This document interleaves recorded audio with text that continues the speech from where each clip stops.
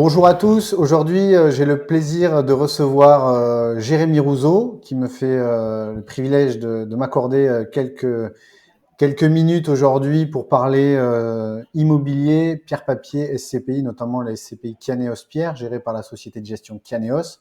Bonjour Jérémy, comment ça va? Bonjour, ça va très bien. Merci beaucoup pour l'invitation. Je suis ravi Eh d'échanger ben, avec toi sur ces sujets. je suis ravi que tu sois là. L'objectif aujourd'hui, c'est de parler de l'ADN de Kianeos Asset Management, qui est une société de gestion dont tu es le président et fondateur, de parler de l'ADN de cette société de gestion, ce qui la différencie des autres sociétés de gestion de la place, plus spécifiquement de la SCPI Kianeos Pierre, qui est la SCPI phare de la société de gestion, même si vous gérez d'autres véhicules, notamment des SCPI en loi de Normandie et un OPCI. On va parler performance financière et aussi performance extra-financière, qui est une particularité de la société de gestion Kianeos AM et de la SCPI Kianeos Pierre. Et on parlera bien évidemment de tes convictions immobilières du moment, du bilan 2022 de la SCPI Kianeos Pierre et plus globalement de sa progression depuis 4 ans, 4-5 ans maintenant, puisqu'elle a été créée en 2018, si je ne dis pas de bêtises, et des perspectives 2023 que tu nous donneras des infos ou pas. Je sais que tu n'aimes pas trop t'avancer sur des logiques de performance, mais en tout cas, tu peux donner des premiers indices. On se connaît bien maintenant. Voilà. Pour commencer, parlons un peu de derrière des sociétés de gestion, il y a toujours des hommes. J'aime bien parler aussi des hommes parce que c'est les hommes qui pilotent la performance et donc l'épargne de nos clients.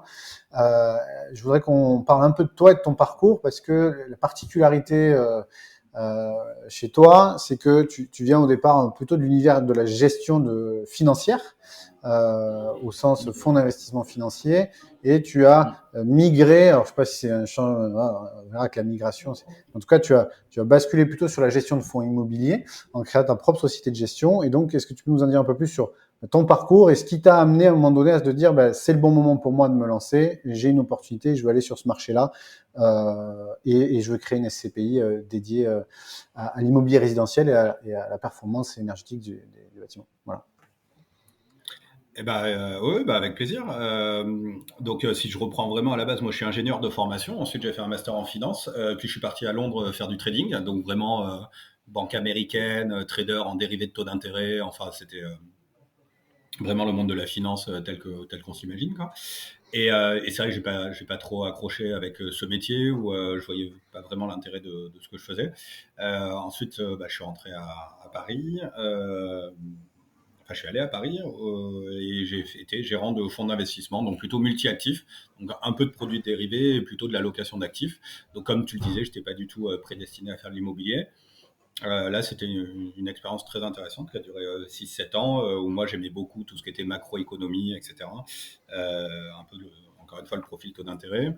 Euh, mais de nouveau, ce monde de la finance où on manipule beaucoup d'argent sans forcément voir l'utilité finale de Mmh. l'investissement, donc là sur des actions, des obligations, ne m'épanouissait pas entièrement, on va dire. Donc du coup, j'ai été démarché par un groupe de prêts aux PME pour participer à la création d'une société de gestion dédiée aux prêts de PME. Et donc j'ai fait ça, je crois que c'était en 2016 et 2015-2016, ouais, 2016. Et, euh, et là, du coup, voilà, on a fait la création. Alors moi, j'étais juste salarié. Et après, sur les premiers dossiers, j'ai vu que rapidement que je m'entendais pas bien avec les responsables du groupe. Parce que moi, j'étais vraiment dans la logique un peu financée des PME, etc. Enfin, là, pour le coup, où je voyais bien l'utilité de la société.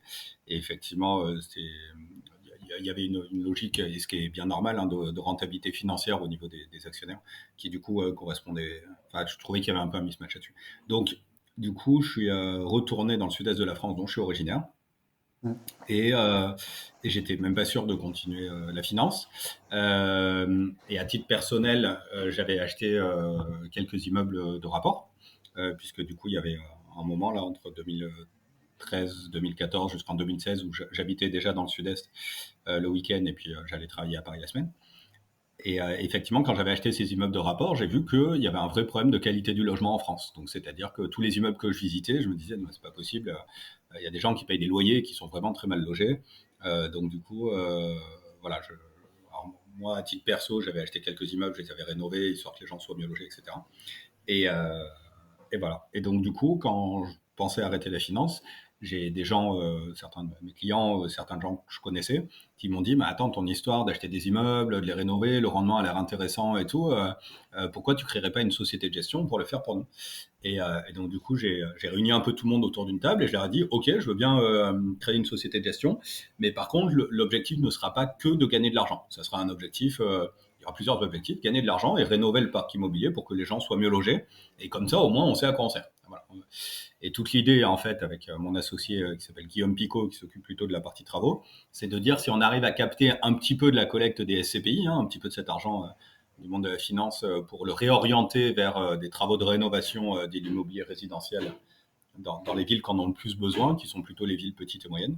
Et ben, du coup, on peut avoir un impact énorme, quoi. C'est-à-dire que là, du coup, je te le fais fast forward. Oui, oui, bien 6 ans sûr. plus tard, et ben, 6 ans plus tard, on a rénové plus de 3000 logements. Donc, et voilà. Et c'est que de l'argent privé, c'est que de l'épargne, c'est pas d'argent public. Donc, effectivement, si on m'avait dit il y a 6 ans qu'on arriverait à faire ça, bah, je me serais dit c'est cool, mais je n'aurais pas été convaincu. Mais voilà, donc la raison d'être de cette société, c'est ça. Ce qui est intéressant aussi, c'est qu'aujourd'hui, la finance ISR, ESG, extra-financière, enfin tous ces termes-là, c'est des termes qui sont effectivement rentrés dans le quotidien. Mais moi, en 2017-2018, quand j'ai envie de créer Kianeos et que je dis aux gens, bon, bah, attendez, on va pas faire que du rendement financier, on va aussi essayer, je répète, d'améliorer l'efficience énergétique des bâtiments pour qu'ils consomment moins d'énergie, d'améliorer la qualité du logement pour que les gens soient mieux logés, etc. Quitte à avoir un rendement un peu moins bon, les gens ouvrent des gros yeux et me regardent comme un extraterrestre. Quoi. Ils me disent non mais t'as pas compris, là la finance on est là pour gagner de l'argent.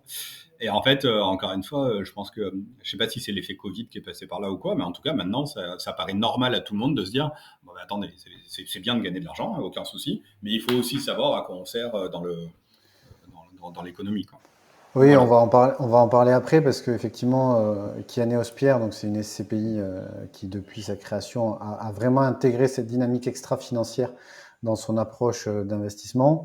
Et pour autant, c'est pas une SCPI qui est aujourd'hui labellisée ISR ou labellisée Greenfin ou autre labellisation. Et j'ai prévu effectivement de t'interroger là-dessus parce que moi je connais toutes les réponses, mais aujourd'hui on n'est pas là pour uniquement pour moi, on est là pour partager une vision et on expliquera un peu plus ce qui fait que Kianeos Pierre n'a pas aujourd'hui de labellisation. Mais si je reviens vraiment sur ton marché, tu as parlé donc de performance financière, donc aller chercher de la rentabilité, puisque le produit SCPI, c'est un produit dont la vocation première, au départ, hein, j'entends, c'est de distribuer un revenu stable et régulier dans le temps à ses associés, qui sont souscripteurs de parts de SCPI, tout en protégeant au maximum le capital, ou en le faisant fructifier sur la valorisation au départ, avec une stratégie d'investissement qui soit pertinente. Donc toi, tu as fait le choix alors que la quasi-totalité des SCPI, hein, plus de 95% des SCPI, sont plutôt axés sur l'immobilier tertiaire, donc l'immobilier d'entreprise, le bureau, le commerce, l'hôtellerie, la logistique, la santé ou l'éducation. Toi, tu as fait le choix du résidentiel.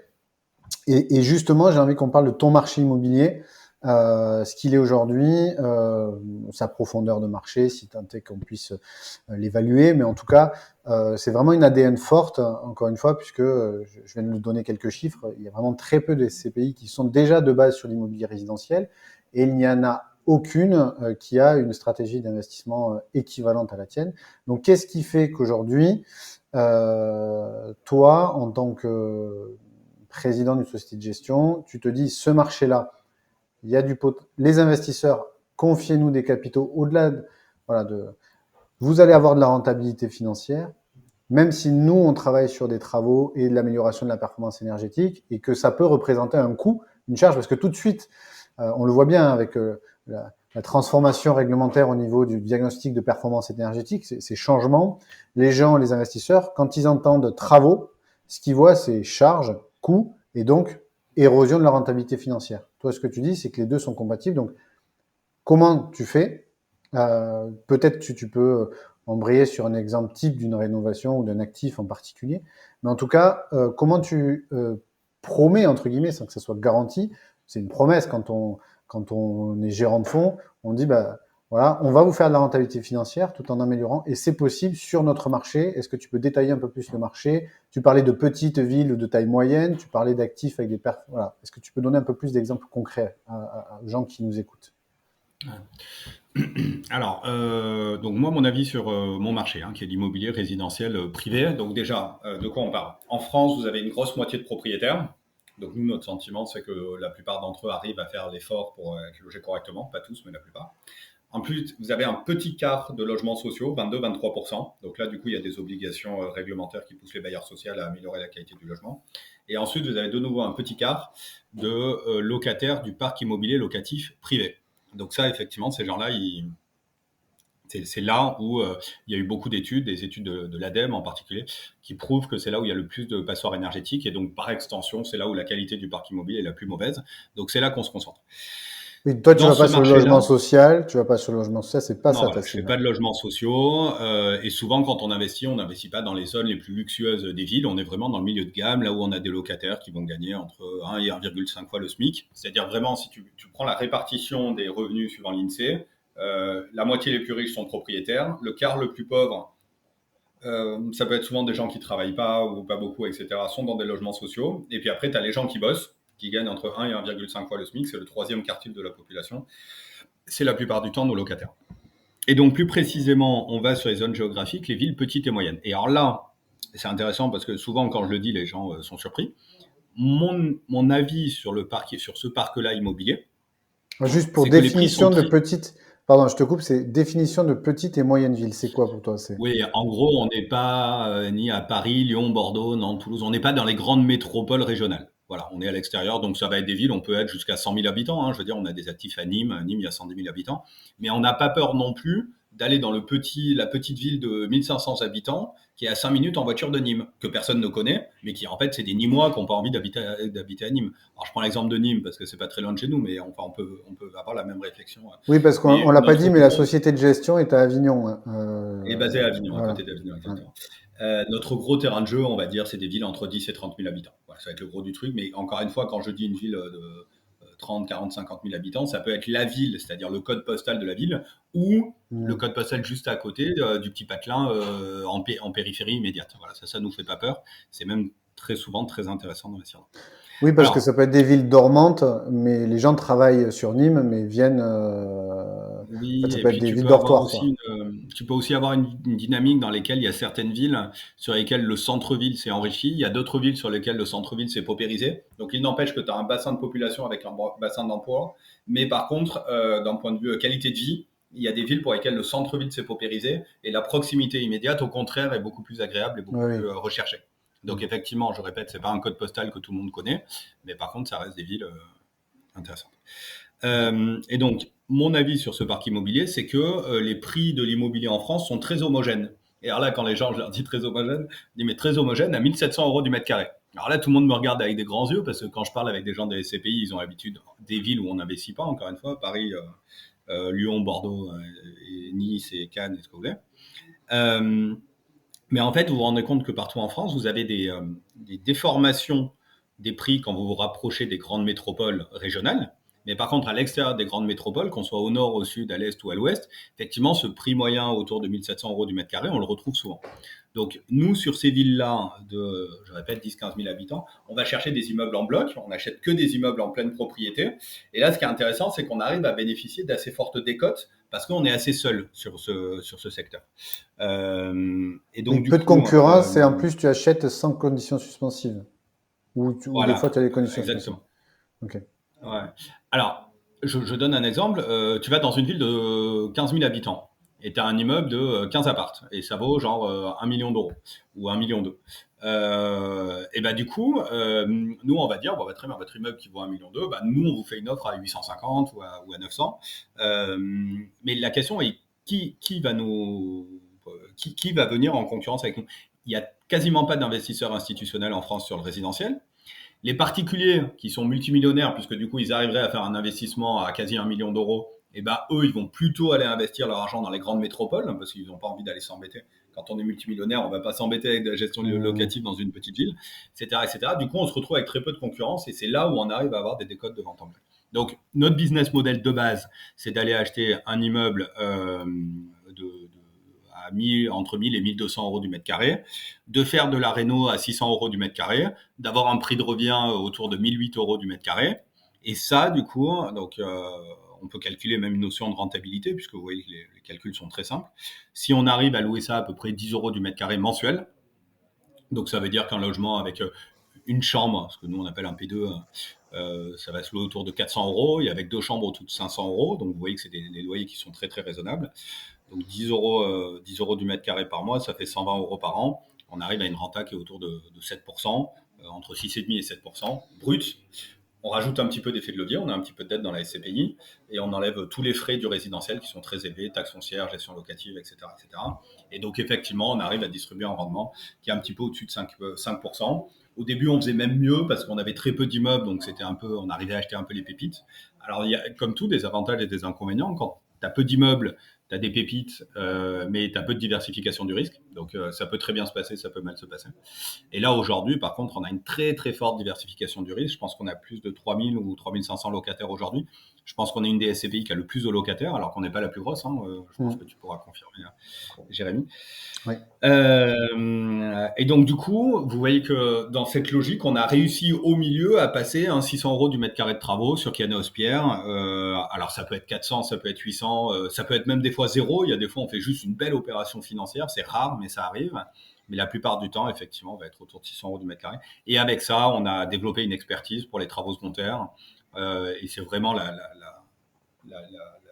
raison d'être de Kianeos, c'est de faire des travaux. On a aujourd'hui quasiment, je crois, à peu près un tiers des ressources, entre un tiers et la moitié des ressources humaines de Kianeos AM, c'est des conducteurs de chantier. C'est des gens qui trouvent des artisans, qui font du suivi de chantier, qui identifient les travaux à réaliser, etc. Et donc, avec des partenaires artisans avec qui on travaille énormément, on arrive pour ce prix-là à faire isolation des combles, isolation des murs, installer des cuisines, des salles de bain, refaire du sol, mettre l'électricité en sécurité, refaire la plomberie, la basse tension, interphonie, fibre, etc. Et donc vraiment à améliorer la qualité du logement.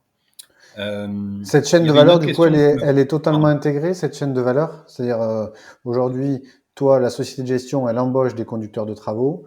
Et ensuite, ces conducteurs de travaux, ils pilotent des artisans, comme le ferait Voilà, exactement. Alors, voilà, la les maîtrise artisans, bien d'ouvrage. évidemment, ne sont pas salariés, hein, mais par Ouais. contre, tu l'as bien dit, la maîtrise d'œuvre est internalisée. Pour nous, ça fait partie du process d'acquisition, c'est-à-dire c'est acquisition et tout le process jusqu'à la mise en location.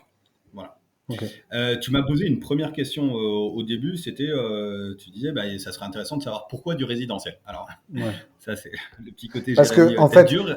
ben oui, parce que la durée moyenne des baux sur un actif immobilier tertiaire, c'est un peu ça Ouais. qui est mis en avant par toutes les SCPI du marché. Donc, je fais Ouais. exprès de poser des questions, voilà, un peu que les gens se posent et en plus qui font sujet débat dans la profession.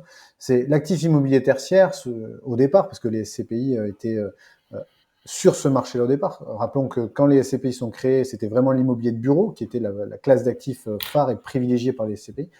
C'était le fait qu'on rentre dans une dynamique confortable qui est qu'on a un bail qui est plus ou moins long terme et donc une sécurité sur les revenus futurs. Toi, avec le résidentiel, tu intègres cette logique de gestion d'un actif immobilier qui est que le particulier, il peut facilement donner congé et donc il y a une exposition à la vacance locative qui peut, en théorie, encore une fois, être considérée comme plus élevée que sur de l'actif immobilier d'entreprise. C'est pour ça que je te pose aussi la question. Ouais, absolument. Non, mais en fait, moi, à la base, c'était même plus basique que ça. C'est-à-dire, quand j'ai commencé à réfléchir à créer Kianeos, je me suis dit, bon, bah, je vais aborder l'immobilier comme une classe d'actifs. Comme, encore une fois, moi, mon boulot, c'était d'investir de l'argent et de choisir la classe d'actifs la plus propice au bon moment. Donc, actions, Europe, US, émergents, obligations d'entreprise, Mmh. obligations émergentes, obligations d'État, enfin, voilà, etc.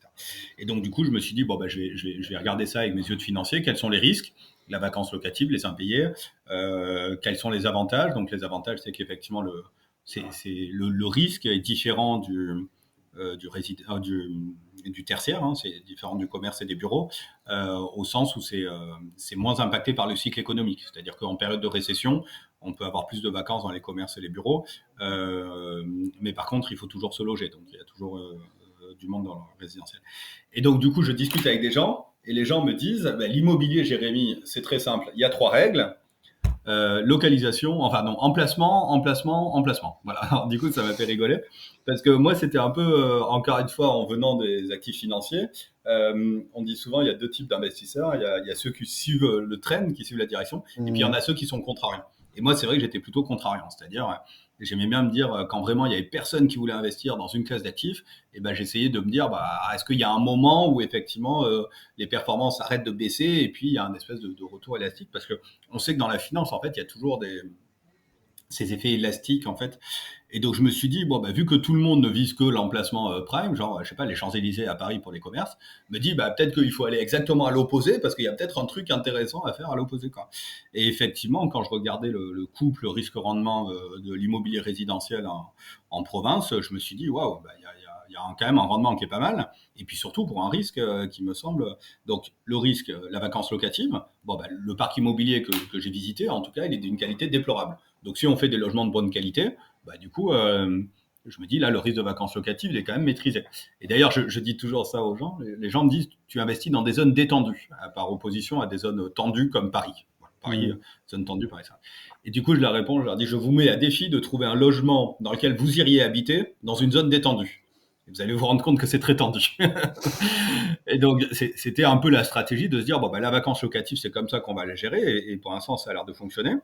Et Oui, après, les c'est-à-dire que impayés, dans bah, un même quartier, tu proposes des appartements qui présentent les meilleures prestations du quartier, ou en tout cas, voilà, ou en tout cas qui oui, les tendent à meilleurs, j'irai pas jusque-là, hein, mais en tout cas largement supérieurs à ce qu'on ouais. trouve en moyenne dans le résidentiel en France, dans le Et donc quelqu'un résidentiel qui va locatif. chercher un appartement, si le tien est vacant, bah, il va peut-être potentiellement prioriser le tien plutôt qu'un autre logement dans le même secteur. Voilà, exactement. Surtout si on reste avec des loyers qui sont en ligne avec la moyenne du marché. Donc, du coup, c'est clairement ça la stratégie qui est identifiée. Oui, parce qu'en Et fait, pour ceux qui nous écoutent, dans la stratégie de travaux, il y a des travaux sur la notion de d'efficience énergétique, mais il y a aussi des travaux sur la notion du confort des locataires, en fait. Il y a 2 axes dans les travaux que vous réalisez sur les actifs. ouais, absolument, absolument. Donc là, je le citais un peu tout à l'heure, sur la partie énergétique, ça va être d'installer des pompes à chaleur, d'isoler les combles, d'isoler les murs. Double vitrage, souvent on achète des immeubles qui ont déjà du double vitrage. Donc quand il n'y en a pas, on en met, mais c'est très rare parce que voilà. Et sur la partie qualité du logement, bah, faire une cuisine et une salle de bain un peu sympa, vérifier que tout l'aspect technique est au niveau, c'est-à-dire, je le disais tout à l'heure, la basse tension, l'interphonie, la fibre, Mmh. l'électricité, la plomberie, bah, voilà, le système de ventilation évidemment. Et donc c'est vrai que ça fait des, En fait, on je gère la répète, la vacance qualité. par l'attractivité du logement, quoi. Voilà, exactement. Et après, OK. la question des impayés, bah, je sais que c'est tout le monde me pose la question, mais en fait, c'est Surtout parce que des tout gens le monde a, qui sont déjà propriétaires d'un appartement et qui ont été confrontés à ouais. ça. Alors c'est vraiment psychologique l'histoire des impayés parce qu'en fait tout le monde a le grand-père de l'oncle de la tante du beau-frère de la Ouais, belle-sœur qui ouais. avait un appart dans lequel le locataire n'a pas payé et en plus quand il a été expulsé ça lui a pris 5 ans si ce n'est 12 et il a tout saccagé, voilà, donc ça on l'a tous entendu, mais le problème c'est que on se dit ah mais j'aurais été à sa place, ça aurait été un tel enfer financier que du coup Mmh. ça en fait, c'est un peu comme une espérance, quoi. C'est le choc, la probabilité du choc rapportée à la quantité de Bien choc, et sûr. ben du coup, ça, Mmh. c'est quelque chose d'énorme, quoi. Mais la réalité, si on prend les chiffres, c'est que le taux d'impayé, il est autour de 4%, hein, dans les zones vraiment difficiles. Et après, du coup, il faut pas confondre taux d'impayé avec perte. Parce que du coup, entre le moment où tu as un impayé et le moment où bah, tu fais une procédure, et bah, du coup, tu te rends compte qu'à l'issue de la procédure, tu as quand même récupéré une bonne partie de cet impayé, Mmh. plutôt les 2 tiers, et qu'effectivement, il te reste une perte réelle qui est de l'ordre de 1,5%. Alors, tu compares ça avec ta vacance locative, qui est structurellement autour de 5% dans le résidentiel, tu te rends compte que le problème, c'est pas l'impayé, quoi. Le problème, c'est la vacance locative. Et que dans tous les cas, si tu as 1 ou 1,5% d'impayé, et bah, du coup, ton impact sur ton rendement financier, il est pas stratosphérique. Et est-ce que tu te Donc couvres sur il les faut faire des impayés? procédures, proprement. Nous, on a une personne en interne qui suit tout ça de A à Z, etc. Mais alors, par contre, du coup, j'ai répondu à ta question, puisque une garantie de loyer impayé, ça coûte 2 ou 2,5% des loyers. Pourquoi j'irais payer 2 ou 2,5 si la sinistralité réelle est de l'ordre de 1,5? Donc la réponse est non, bien évidemment. On n'a pas vocation à enrichir des assureurs, on a vocation à enrichir nos clients. Voilà. Donc, du coup, OK. Très clair. Je voulais qu'on parle de la dimension. On a parlé des travaux, cette dimension extra-financière, mais en introduction, je parlais de la logique de labellisation qu'on voit apparaître sur le marché. Donc, je voudrais en profiter pour ceux qui nous écoutent, quand même de féliciter tes équipes et toi, du coup, directement, puisque vous avez récemment été lauréat du prix Société de gestion immobilière à critères ESG, donc un lauréat qui vient de la première édition des Real Estate Day, qui est un événement organisé par Finance Innovation, donc un pôle de compétitivité mondiale créé par l'État en 2007, en partenariat avec un média spécialisé dans la pierre papier qui est le site pierrepapier.fr. Et donc, déjà, ça reflète le travail qui est fait par les équipes. Pour autant, vous n'avez pas aujourd'hui, en tout cas sur la documentation commerciale de la SCPI, affiché un label ISR, puisque vous ne l'avez pas demandé, parce que souvent on dit ils n'ont pas le label ISR, ils n'ont pas obtenu le label ISR, mais pour l'obtenir, il faut le demander. Donc tu vas nous expliquer un peu ça. J'ai récemment lu dans donc les documents que vous publiez sur notamment la réglementation SFDR, qui est la nouvelle réglementation européenne qui est appliquée dans le droit français désormais, où ce sont les sociétés de gestion qui définissent dans quelle catégorie, donc est-ce que c'est article 6, article 8 ou article 9, dans lequel le produit de gestion collective se situe. Et j'ai vu que vous vous étiez mis article 8. Voilà. Donc, comme c'est pas des choses qui sont... Alors, réglementation SFDR, c'est article 8 et article 9, c'est quelque chose qui est, on va dire, assez récent. Donc, il y a peu de gens qui comprennent déjà ce que c'est la différence. Donc, on va revenir là-dessus. Donc, déjà, est-ce que tu peux nous expliquer pourquoi article 8 et pas article 9 et quelle est la différence et pourquoi vous avez fait ce choix? Et ensuite, pourquoi vous n'avez pas le label ISR ou autre label de la finance durable? Voilà. Est-ce que tu peux nous expliquer pourquoi? Parce que tout ce que tu nous as dit, ça parle en fait au final d'un point de vue. Ouais. Voilà. Alors pourquoi on n'a pas le label ISR? C'est parce que le président de Kianéos, c'est-à-dire moi, a la tête dure. Moi, j'ai eu envie, et c'est ce qu'on fait sur Kianéos, c'est-à-dire d'avoir... alors, je reprends. Quand j'ai travaillé dans le secteur de la finance traditionnelle, les marchés financiers, il y a plein de gens qui passent leur vie à essayer d'expliquer que leur stratégie d'investissement est bien meilleure que celle de tous les autres. Et donc, du coup, ils ont une belle histoire à raconter, etc. Et puis, l'année où ça se passe mal, du coup, ils se sentent toutes bêtes parce que peut-être qu'ils ont un peu enjolivé l'histoire, etc. Et moi, je me suis toujours dit, si un jour j'investis, je dis simplement ce que je fais. Les gens, ils aiment pas. Mais au moins, si à un moment, je me prends les pieds dans le tapis, j'aurais juste fait ce que j'avais dit que j'allais faire. Et comme ça, du coup, déjà, c'est beaucoup plus tranquillisant pour tout le monde, quoi. Donc ça, c'est un premier point. Donc, par exemple, sur les travaux, si tu regardes nos reportings, comme je le disais tout à l'heure, je mets le pourcentage de logements équipés de double vitrage avant et après travaux. Donc, par exemple, le double vitrage, on est passé de 95% à 100%. Autant dire qu'on n'a rien fait, quoi.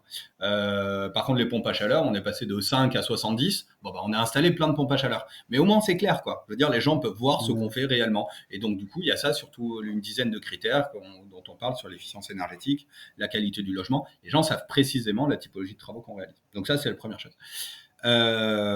Du coup, pourquoi ne pas avoir le label ISR? Alors, le label ISR, déjà, il faut comprendre comment ça fonctionne. C'est la société de gestion décide d'un objectif à atteindre pour les fonds dont elle a la gestion. Donc, ça veut dire qu'en fait, on est jugé parti puisqu'on décide nous-mêmes de l'objectif qu'on se fixe. Et du coup, comme je dis souvent, si on se fixe un objectif qui est médiocre, et du coup, on a un label qui est médiocre aussi. Voilà, je suis désolé de le dire aussi crûment. Mais alors, je dis pas que tous mes confrères se fixent des objectifs médiocres, pas du tout. J'en connais qui font des choses géniaux et je suis admiratif.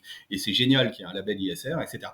Mais il n'empêche que moi, c'est un peu comme quand je vais acheter un paquet de gâteaux à mes enfants au supermarché et que je vois marqué charte de l'environnement responsable, je sais pas quoi. Et je veux dire, ça veut dire quoi ce truc? C'est-à-dire que eux-mêmes ont décidé qu'ils respectaient des objectifs environnementaux qui est que, je sais pas, ils avaient mis des ruches à côté de leur champ de blé. Enfin, j'en sais rien. Tu veux dire que pour toi, il aurait plus de sens si le label imposait certains bien évidemment, logiques c'est-à-dire qu'il faut des labels. Il faut des labels, et ça existe, sur lesquels c'est le régulateur qui impose les objectifs. Et ça ne doit pas être la société de gestion, on ne peut pas être jugé parti. Et encore une fois, moi, ce qui m'agresse, c'est de me dire, dans la finance, on fait comme dans plein d'autres secteurs d'activité, où finalement, on prend le consommateur, hein, c'est-à-dire l'épargnant, pour en abruti, excusez-moi du terme, mais et je pense qu'aujourd'hui c'est fini en fait cette période-là, c'est-à-dire que la période où le consommateur il réfléchit pas, il voit un joli label et il se dit c'est génial, je pense que ce monde-là est fini. Aussi bien, j'ai pris l'exemple de l'agroalimentaire que de plein d'autres secteurs d'activité et que la finance. Et donc je trouve on serait sorti grandi si on avait créé un label avec des objectifs peut-être un peu plus stricts, avec un peu moins de sociétés de gestion labellisées probablement, mais par contre sur lesquels les objectifs auraient été clairement établis. Donc, du coup, pas de label ISR pour Kianeos parce que je trouve que voilà, il y a le risque d'avoir un objectif qu'on se soit fixé soi-même qui est pas suffisamment bon. Oui, et puis une fois que tu as le label ISR, une fois que tu as le label ISR, tu ne peux pas. C'est compliqué de comparer les SCPI qui sont labellisées ISR entre elles sur la base des objectifs qu'elles se fixent, parce qu'il n'y a pas non plus de notation commune à l'ensemble des SCPI sur ce critère. Et puis il y en a ISR, ils vont utiliser le côté très social, donc c'est-à-dire avec un objectif clairement identifié social. Genre, je sais pas, je vais pas louer mes bureaux à des vendeurs d'armes ou des vendeurs d'alcool ou je ne sais pas. Enfin, je prends des trucs au pif, quoi.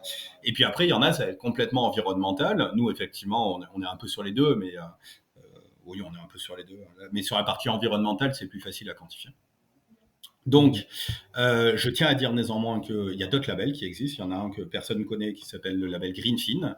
Et celui-là, effectivement, est difficile à obtenir puisque du coup, lui, il met des contraintes. Il dit, bon, dans l'immobilier, vous avez acheté un actif immobilier ou un parc immobilier. Prouvez-moi qu'à horizon 2030, vous avez diminué les émissions de gaz à effet de serre de 40%.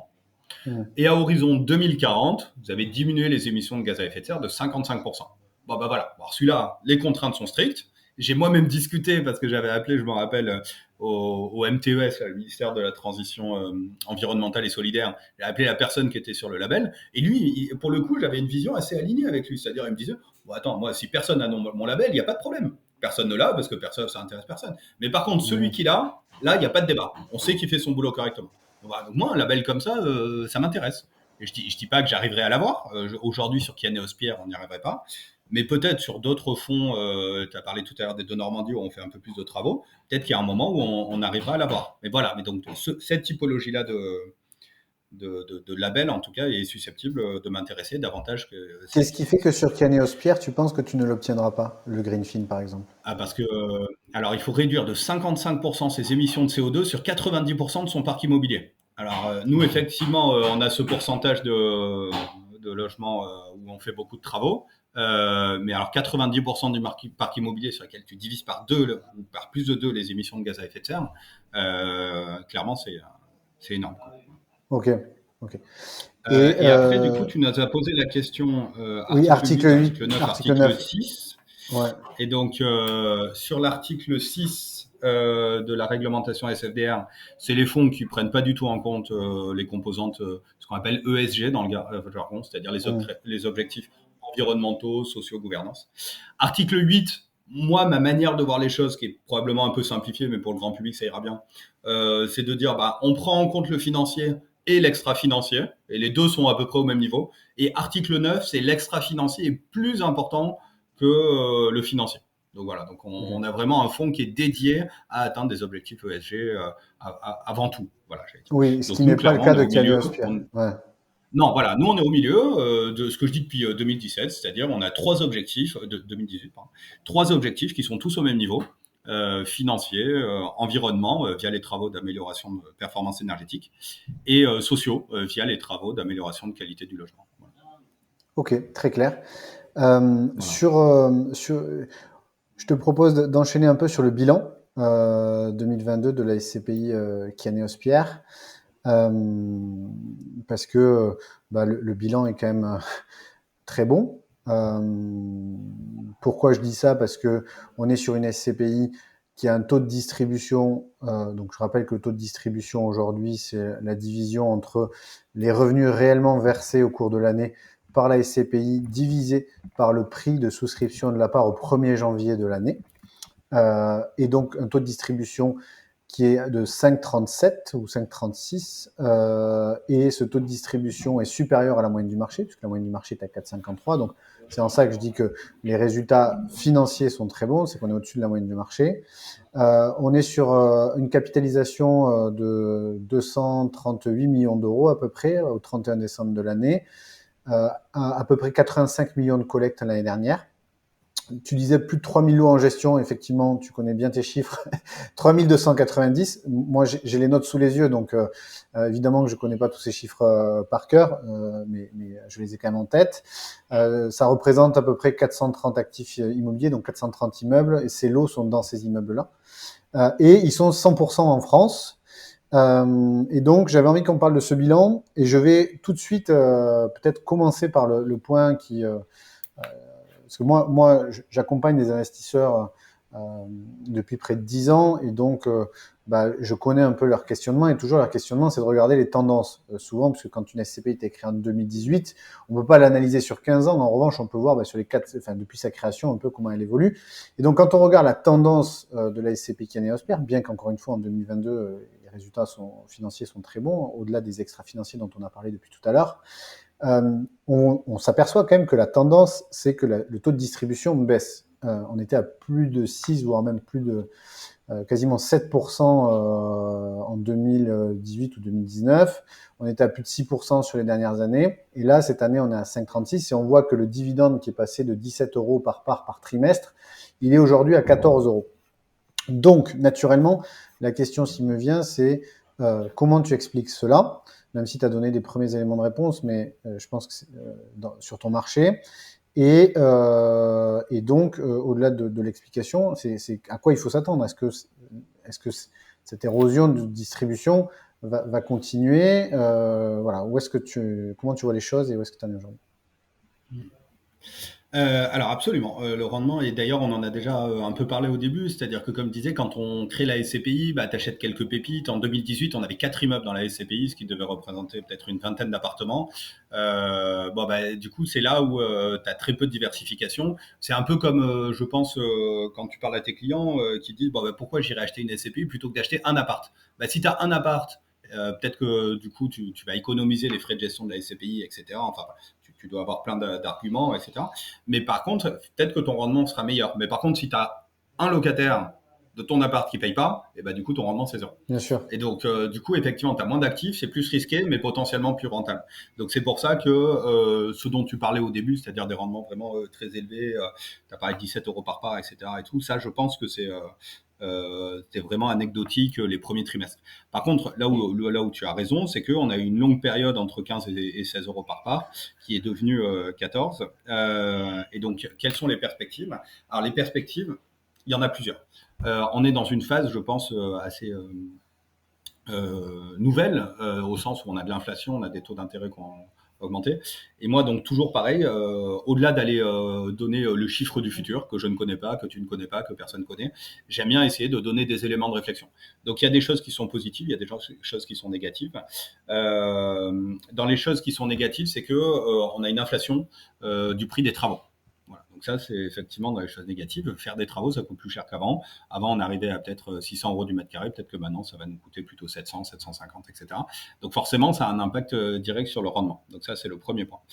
Le deuxième point dans le négatif, c'est que là, ça va mieux, même beaucoup mieux. Mais jusqu'à fin 2021 et début 2022, jusqu'à l'été 2022, très très dur d'acheter des immeubles sur notre zone géographique. Les prix avaient beaucoup monté post-Covid. Les banques faisaient très facilement du crédit, donc on avait des particuliers qui venaient nous concurrencer même sur des immeubles un peu plus gros. Et vraiment, si tu prends les exemples des villes petites, moyennes, périphériques, etc., on a vraiment vécu l'effet Covid où les gens des grandes métropoles veulent repartir vers du périphérique avec un peu plus de surface, un peu plus d'espace vert, etc. Donc moi, j'ai vu des villes, je crois, la première qui me vient à l'esprit, c'est Vienne, au sud de Lyon, qui n'est pas forcément la ville la plus recherchée quand ça nous vient à l'esprit. Mais je crois qu'on a eu quasiment 10% de hausse de prix entre mi-2021 et mi-2022. Quoi. Donc du coup, Oui, voilà, parce que forcément on achète plus cher. quand j'ouvre le capot de la SCPI et que je l'analyse depuis sa création, effectivement, je me suis aperçu que au début, on était plutôt sur des acquisitions, travaux compris, entre 7 et 7,5%, voire des fois presque 8 de rendement à l'acquisition. Et aujourd'hui, sur le dernier trimestre 2022, on s'aperçoit qu'on est plus entre 6 et 6,5, parfois plus de 6,5, mais on franchit très rarement la barre des 7% de rendement. Donc c'est lié aussi à une demande, enfin en tout cas un rendement qui s'est érodé par la valorisation des actifs que tu cibles au final sur le Voilà, marché. c'est-à-dire exactement ce que tu dis, c'est ce que j'ai acheté au dernier trimestre 2022, c'est ce sur quoi tu sais, entre la signature du compromis et d'un acte de vente, Ouais, il se passe du temps. Et donc, effectivement, c'est plutôt les derniers deals qu'on a signés à l'été 2022. Voilà. Donc, là-dessus, je te rejoins entièrement. Donc, il y a ça, il y a le fait que les prix sont plus chers. Donc, nous, quand on calcule le rendement, c'est loyer divisé par prix d'acquisition, plus frais de notaire, plus prévisionnel de travaux. Alors, le ouais, ouais. prévisionnel de travaux, on les fait pas forcément tous au moment de l'acquisition, mais on les fait de longtemps. Donc, du coup, on a un espèce de rendement qui est un peu worst case, j'allais dire. Donc, du coup, l'augmentation du coût des travaux joue aussi un peu là-dessus, même franchement là-dessus. Alors, donc, du coup, ça, c'est plutôt ce qui est négatif et qui a expliqué effectivement la baisse du rendement. Il y a un autre facteur, alors là, qui fait, je te cache pas, qui fait très mal, c'est la hausse des taxes foncières. Là, du coup, on a eu une forte hausse des taxes foncières en fin d'année et j'ai peur qu'on en ait encore une forte hausse l'année prochaine. Donc, du coup, ça, effectivement, c'est fait partie des éléments négatifs. Alors après, il y a aussi des éléments positifs. Dans les éléments positifs, on a le fait que depuis le mois de septembre 2022, on constate que de nouveau, avec la hausse des taux, les particuliers ont moins accès au crédit, il y a moins de concurrence. On arrive de nouveau à négocier des plus fortes Mhm. décotes de vente en bloc. Alors là, c'est un peu technique, mais nous, on a l'impression que les prix ne baissent pas. C'est-à-dire que tu achètes un appart, le prix de l'appartement, il n'a pas bougé. Mais par contre, quand tu achètes tout l'immeuble, eh ben, en fait, c'est une classe d'actifs qui va être plus sensible à l'accès au crédit, à la liquidité du marché, etc. Peut-être une classe d'actifs plus financiarisée. Voilà. Donc, je suis Mhm. pas en train de dire que les prix ont baissé, je suis en train de dire que les décotes de vente en bloc, c'est-à-dire nos négociations, sont plus marquées. Donc là, depuis septembre de l'année dernière, on arrive à acheter des immeubles avec une meilleure rentabilité. Donc ça, c'est une première chose. Ok. Et après, la deuxième chose, c'est qu'il y a beaucoup de communes dans les villes dans lesquelles on investit qui ont mis en place ce qu'on appelle un permis de louer. Et donc le permis de louer, c'est quelque chose de très bien, en tout cas très bien dans l'idée. Après, dans les faits, ça dépend des communes, ça dépend de l'application. Dans l'idée de se dire, bon, bah, il y a des marchands de sommeil, on ne veut plus de marchands de sommeil, il y a eu trop Mhm. d'abus, on a laissé trop de liberté aux propriétaires bailleurs. Donc maintenant, quand vous voulez louer un logement dans ces villes-là, il faut aller demander l'autorisation à la mairie. La mairie envoie quelqu'un qui vérifie que vous avez parfaitement rempli les normes d'hygiène et de sécurité. Et là-dessus, en fait, on voit qu'il y a des gens des propriétaires bailleurs, surtout un peu âgés, qui jettent l'éponge. Donc, entre ça, entre les procès qui ont été très médiatisés contre les propriétaires bailleurs, entre le fait que tu peux plus louer les passoires énergétiques, etc., on a l'impression qu'il y a moins de logements disponibles sur le marché. Et donc, ça crée une petite pénurie de logements. Ok. Et du coup, qui dit pénurie de logements, donc plus d'offres, plus de demandes que d'offres, donc forcément hausse des prix. Et j'ai l'impression que pour la première fois depuis très longtemps, on a des hausses de loyers sur les villes petites et moyennes dans lesquelles on investit. Donc ça pourrait être bénéfique, ça pourra peut-être être le point bénéfique des trimestres ou des années à venir. Tu n'as pas parlé du coût du crédit, Euh, comme vous utilisez aussi l'effet de levier de la dette. Absolument, je vais pas parler du coût de crédit. Alors ça, du coup, bah, aujourd'hui, depuis fin d'année dernière, donc les taux d'intérêt, nous, on a fait beaucoup d'emprunts quand on avait des taux d'intérêt compris entre 1,5 et 2%. Et aujourd'hui, du coup, les taux d'intérêt sont plus élevés que ça, et donc du coup, on fait plus d'emprunts. Donc, Voilà. en Donc termes de voilà, perspective, effectivement, tu peux plus l'utiliser pour booster ta, entre guillemets, ta performance de la SCPI, mais ouais, tu vois ça comment? absolument. Donc ça pourrait faire partie des effets négatifs, c'est-à-dire on pourrait avoir moins d'effets de levier, et donc du coup, ça pourrait venir à l'encontre de la rentabilité financière. Voilà. Donc, ta projection Donc, 2023, tu sens dans ton tableau de bord qu'il y a cette capacité à maintenir ce 14 euros dans la durée, alors, ou tu sais pas trop moi, encore? mon sentiment à moyen terme, alors je sais pas si c'est 2023, 2024, etc., mais moi, mon sentiment à moyen terme, c'est que notre classe d'actifs devrait s'orienter vers un rendement financier autour de 5%. Voilà, c'est-à-dire que je me dis, une fois qu'on a une grosse SCPI qui est bien représentative du marché immobilier, on a une rentabilité qui doit être autour de 5%. Mais tu n'es pas sans noter aussi qu'on a eu en plus de cette autodistribution, une appréciation qui est quand même assez régulière du prix de part. Ouais. En 2018, 2019, on a augmenté de 4%. En fait, on a créé la SCPI en 2018 avec un prix de part à 1 000 euros, puis il est passé à 1 040 en 2019, 1 060 en 2020, 1 080 en 2021. L'année dernière, j'ai décidé de ne pas augmenter le prix de part parce que comme il y avait cette forte hausse des taux d'intérêt et que je suis un financier, je me disais mécaniquement, il doit y avoir un ajustement des prix. On ne va pas augmenter le prix de part dans ce contexte.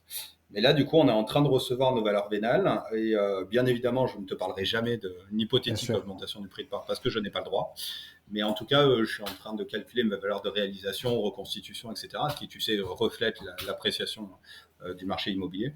Et effectivement, on est plutôt sur des bonnes surprises. Donc, on s'attend à avoir une valeur de reconstitution qui est en hausse par rapport à l'année dernière. Donc, du coup, il y a quand même, sur ce parc immobilier où on réalise beaucoup de travaux, je pense que sur la SCP Kianeos, il faut peut-être prendre un peu les deux aspects Oui, en sur la compte, performance c'est-à-dire globale. l'aspect distribution et l'aspect appréciation du prix de part. Voilà, je pense. Ok. Je, je, Et là, je, sur ce point, je me permettrai de faire un dernier point.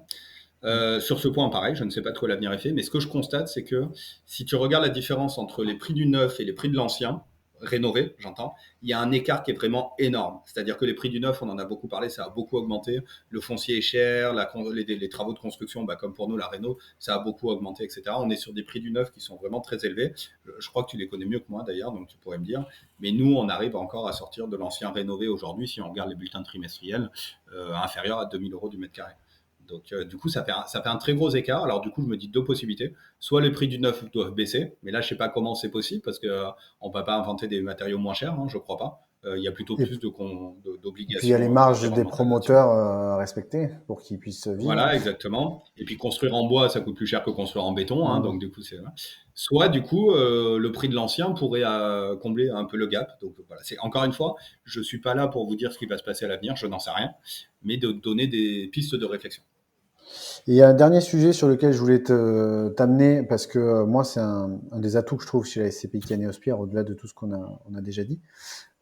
C'est le plafonnement de la collecte. C'est très rare de le voir dans le milieu des SCPI, donc j'avais envie qu'on en parle parce que, et je pense que ça sera le dernier sujet.